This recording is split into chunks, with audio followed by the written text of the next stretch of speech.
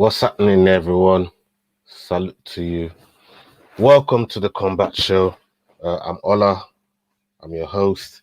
I'm on my lonesome right now, so just gonna break down last week's card and do the preview on this week's card. UFC 265.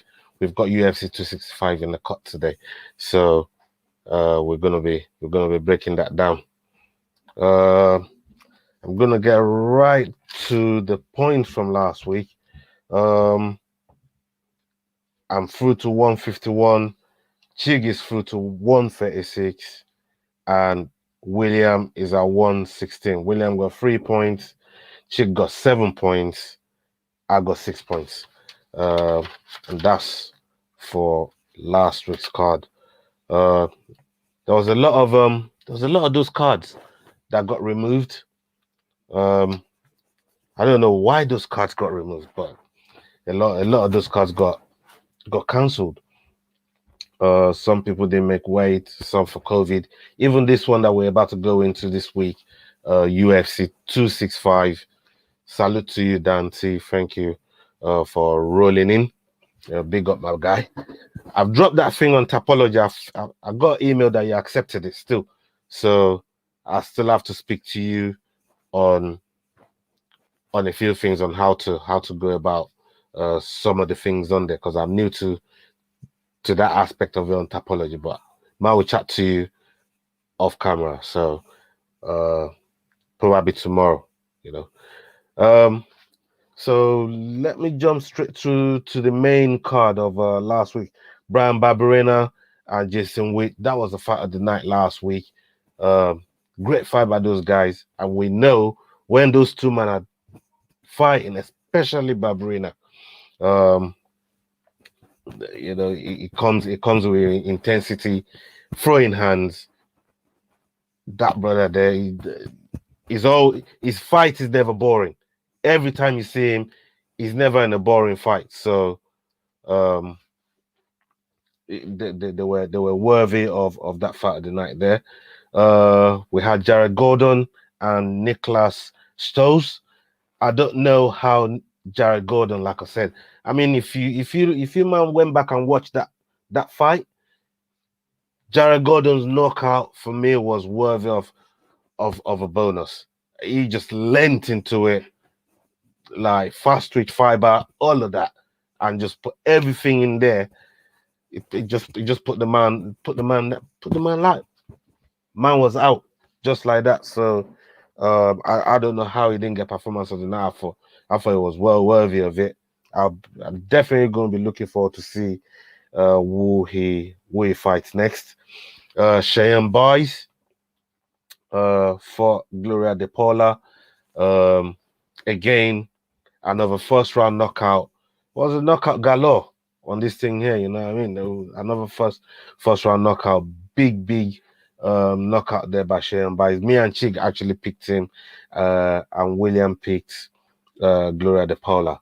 But still, the way, because at first, on first look, I thought, no, Cheyenne Boys here might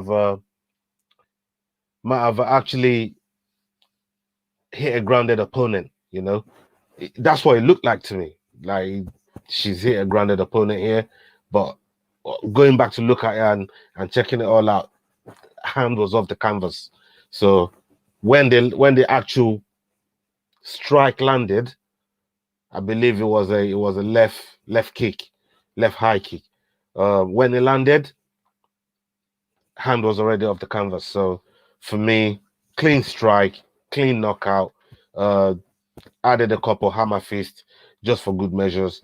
You have to make the ref pull you off the opponent nowadays.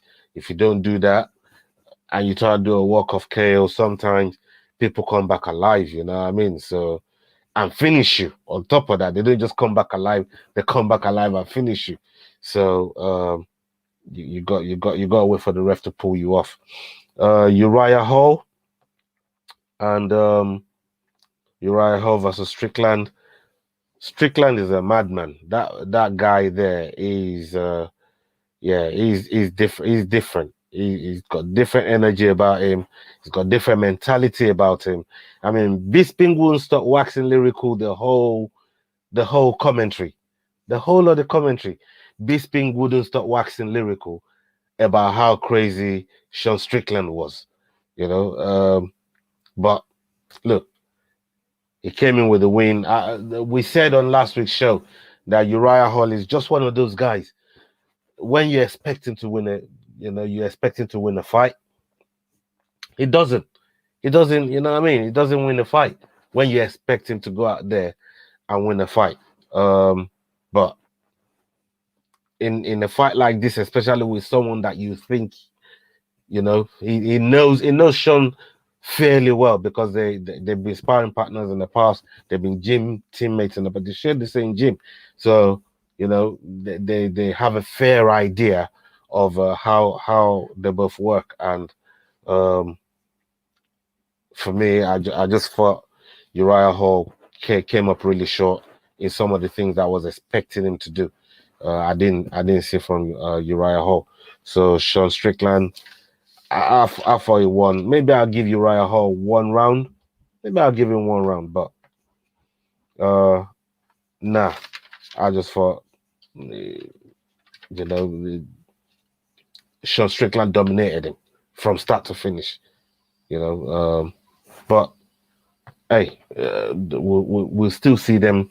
We'll see them come back at some point. So that's how I'm looking at it. Let's jump onto this week's prelims. I'm just gonna pick 3 prelims here. There's 4 of them. Might as well do all 4. Actually, we have Jessica Penn versus Carolina Kowalkiewicz. Kowalkiewicz. That's it, right?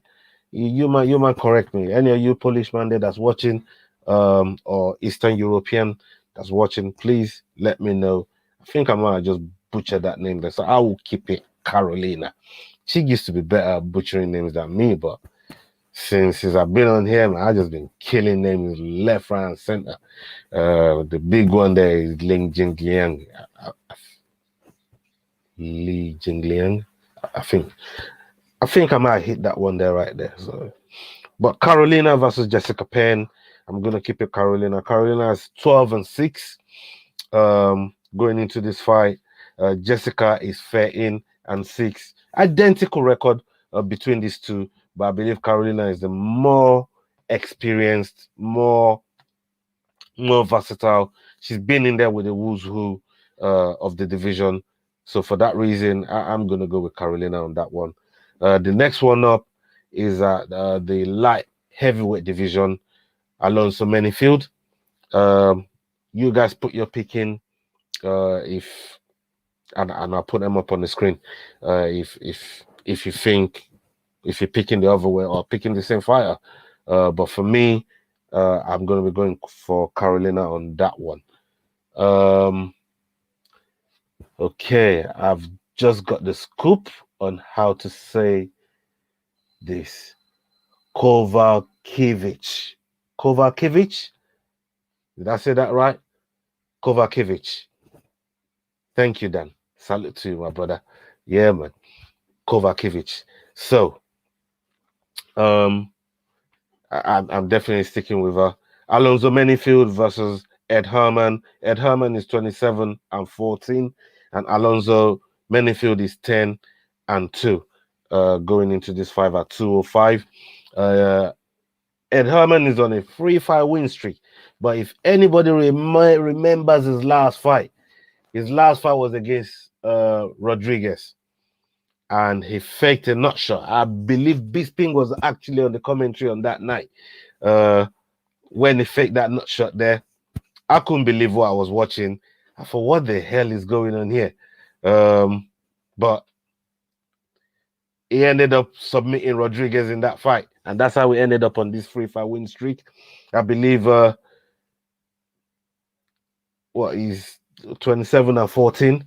So good record there. He knows his way around the octagon. It's no slouch. But I still think, 40 years old? Can he do it against someone like Alonso Menifield? I don't know if he's got it. So I'm gonna go with Alonso Menifield on that one. We have in the bantamweight division, Vince Morales moving up the card. Draco Rodriguez, 25 years old. He's 7-2, and both coming off a loss. Draco coming off a loss to Zahabi, and Vince coming off a loss to Gutierrez. But I'm still gonna pick Vince. I'm gonna pick Vince here. I think Vince is gonna get the job done by decision, via decision. I think he's gonna get the job done. So I'm gonna go with Vince.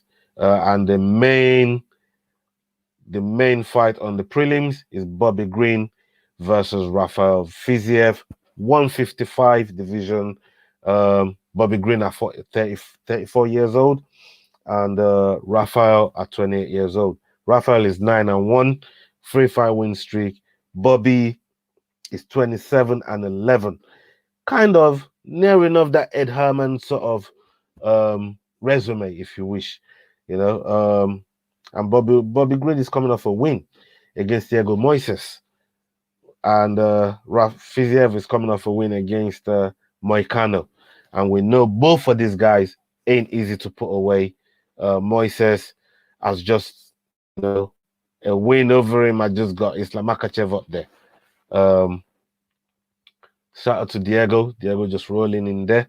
But Bobby Green is a very, very clean boxer. He's the one. He's one that he just knows how to land those jabs. His movement is phenomenal. His cardio is crazy, and he can mix it up on the ground.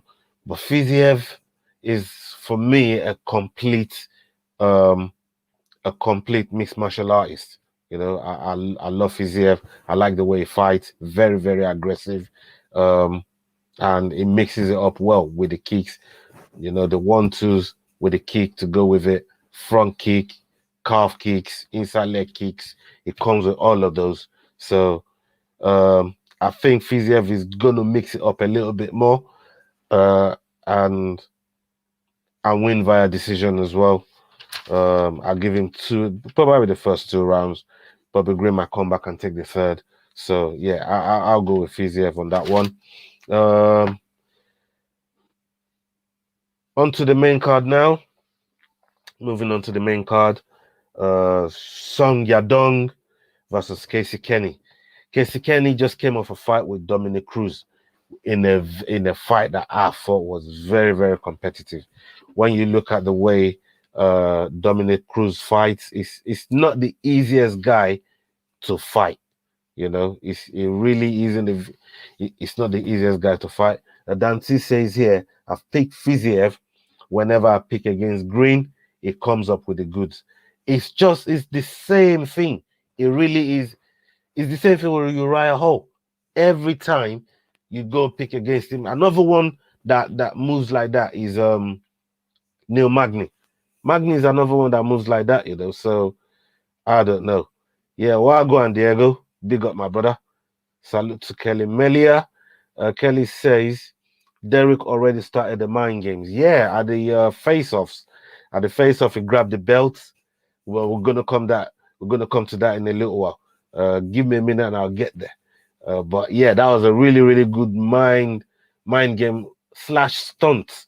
But Dana let him get away with it. That's what you get, you know, when you're fighting in your hometown and you ask for that Dana White privilege. Dana just hands it to you, you know. So Casey Kenny just fought Dominic Cruz. He lost in a very, very close fight. I thought it was really, really close. I thought it took a lot of what Dominic Cruz had to throw at him. So Yadong is at Dominic Cruz's sort of level. He's just coming up, 16-5. Casey Kenny at 16-3, both coming off a loss. Song Yadong coming off a loss to Kyla Phillips. Kyla Phillips that just lost to Piver. So I don't know. I thought Casey Kenny he hung in there well with Dominic Cruz. For that reason, I'm gonna go with Casey Kenny on this one. Next fight up, we got Angela Hill versus Tisha Torres. Angela Hill versus Tisha Torres here. Both of these two are legends in the strawweight division. Angela Hill at 13-9, Tisha Torres 12-5. And Angela Hill should be doing a lot of media work lately. You know, when you follow her on Insta, she's always got content. She's always dropping content. So if you man don't, you know, if you lot don't follow her, go and check out her page. Always dropping content on there. She got a podcast as well with Karen Bryant. That's also another broadcaster on ESPN. Angela Hill, I believe, coming off a win against Ashley Yoda. She's not that bad. She's not that hard to beat, but she's been in really, really close fights with some really tough opponents. Fights that I thought she should have won or she should have got the result. Claudia Gardia comes to mind. Even Michelle Watterson. You know, some of these fights are for maybe she won those fights. But on this one here, I'm gonna go with Angela Hill. I think she's riding that wave now, and she's just broken into the rankings. So I feel like she wants to get a run, put a run together now. And Tisha Torres, I think I don't know. She ain't been in there for a minute. Cause Angela Hill's she's been active right through this whole pandemic, very, very active. And because of that, I'm gonna go with Angela Hill. Dan T says here, Hill is hungry. Judges don't like her. She's coming out for a finish. Absolutely. You couldn't have said it any better, my brother. I felt like she's been robbed in her last couple of fights, apart from this Yoda one here. So she needs to be finishing this fight to take it out of the hands of the judges, because if she leaves it in the hands of the judges, there's no telling what these judges are gonna do. Look at what they did to Miranda Maverick the other week. I'm still pissed off about that. But these things happens when you leave the decision in the hands of the judges. Now, Michael Chiesa is the next one up versus Vicente Luque. Vicente Luque is 20-7. Michael Chiesa 18-4. But Chiesa is 33. Vicente Luque at 29. This is a fight that is really, really, really close to my heart. Big up to my bro, Bertrand. Salute to you, my brother. This is a fight that's really, really close to my heart, man. Like, this is all dominance right here. Dominance MMA. Yeah, I'm a bask in it, because those other two motherfuckers in here to try and rain on my parade. So, Marco Chiesa, 4-5 win streak, coming off a win against Magny. Vicente Luque, 3-5 win streak, coming off a win against Woodley. Now these two, they're trying to get to Usman. That's what these two are trying to do. You know what I mean? These two men are trying to get to Usman. But Michael Chiesa is always the one that I've been worried about from day. I've always been worried about Michael Chiesa. That if he makes it up there, he does. Look, Michael Chiesa is not one of those guys that's gonna go in there and try and knock you out or hurt you. He just knows how to control a fight. He knows how to. There's something about that brother. He just knows how to, how to control a fight. And I as much as I like Vicente Luque, I'm gonna go with Marco Chiesa on this one. I just think he knows how to win fights. And since he's been at 170, he's been unstoppable. So I'm gonna go with Marco Chiesa here. Co-main event, Aldo versus Pedro Munoz. This is another fight that's really, really it's right up there. For me, Aldo looks so good at 135, and I was worried the same way I'm worried for Cody Garbrandt right now going to 125. I was worried for Aldo coming to 135. I thought it was going to be such a hard cut for him. I thought he was gonna suffer a little bit, but he's looked good. He's looked good at 135. The same way I felt for Barboza going to 145. I felt like it was gonna be tough for Barboza to make it, but he's looking good at 145 right now. when you see what Barboza's doing at 145, you know, you start thinking, all right, maybe some of these guys can actually drop down, have that fresh coat of paint on, and go and do something new in a new division, like what Cody Garbrandt is about to do here against Kai Kara France, which is one of the announcement that I dropped on the video yesterday. If you haven't seen it, go back on UFC fight announcements. I made a video yesterday on that. Go and check it out. All the latest, all the notable fights on there, going all the way to December from here. It's all on yesterday's video. So I'm gonna go with Aldo. I'll go Aldo. Second round TKO. For Aldo. Derrick Lewis versus Cyril Gane. Now, this is the one that I don't know. I've thought about this. I've gone left, right, left, right, left, right every single time and trying to work out which way to go. I'm struggling a little bit. I'd like to know you guys' suggestions on how you think this fight is gonna go. I'm looking at Derrick Lewis now. He's fighting in front of his home. He's fighting in his hometown. He's in his hometown, and you know that's extra pressure in itself. And when they put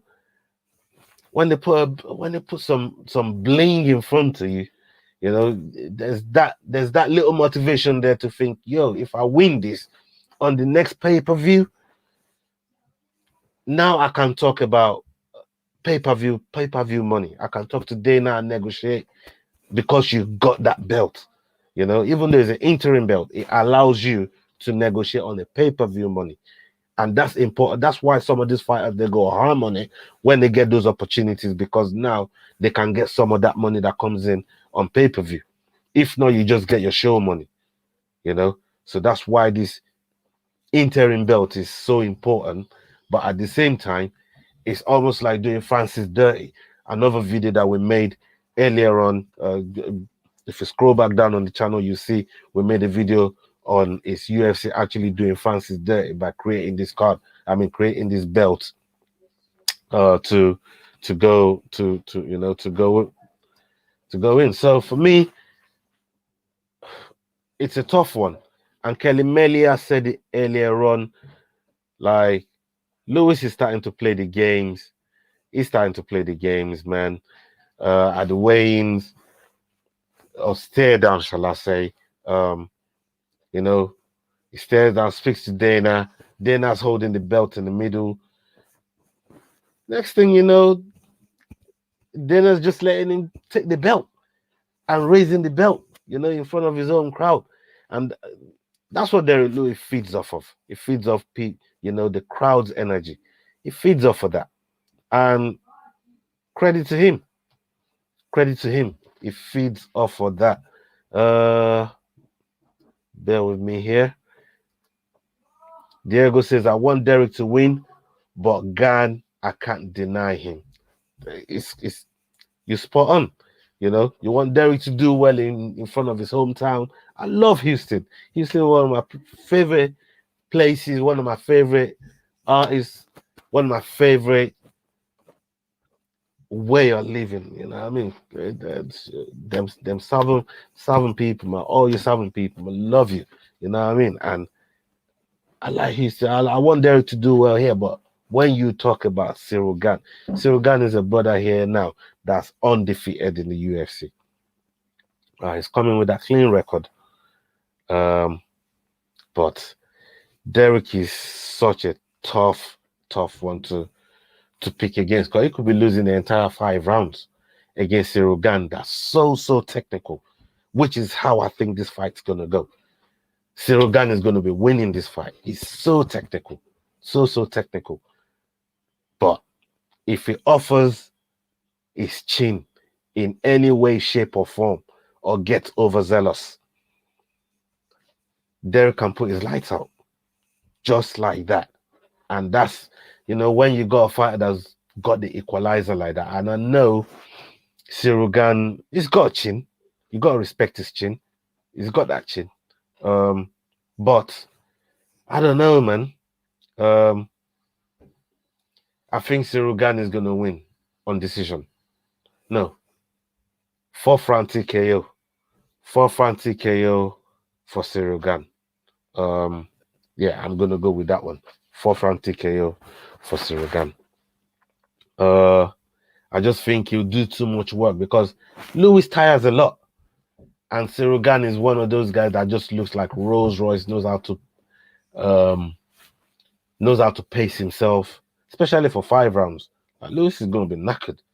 You know, I saw him in a 5-round fight with Francis. He was battered. But because it was just that more active than Francis, that's why I won the fight. I still remember that fight like yesterday.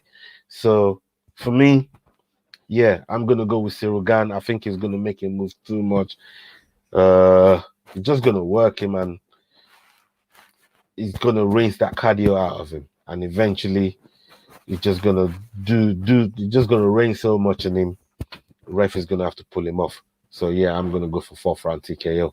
By that time, Lewis is probably is already out. But even though Lewis is tired, do not mistake any of them hands. If they touch you, it's 9-9. So, you know, Lewis can definitely do that. Let me get this up for my bonuses. My bonuses are fight of the night. I'm gonna go with Aldo versus Pedro Munoz. Performance of the night, if it happens, I'm gonna go with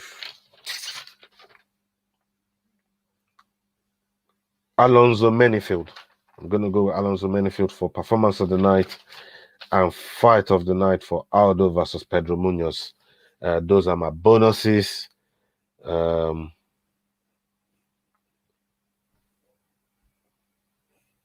Yeah. Tomorrow, no, Sunday night, I'll probably come back with you guys for a recap on what has transpired on UFC 265. So look out for that video. Salute to all of you that stayed with me tonight. Big all of you up. Thank you very, very much for the support. Salute to all of you. I appreciate it. Love you guys. Thank you very much. And I will see you on the next video. Hasta la vista. Salute.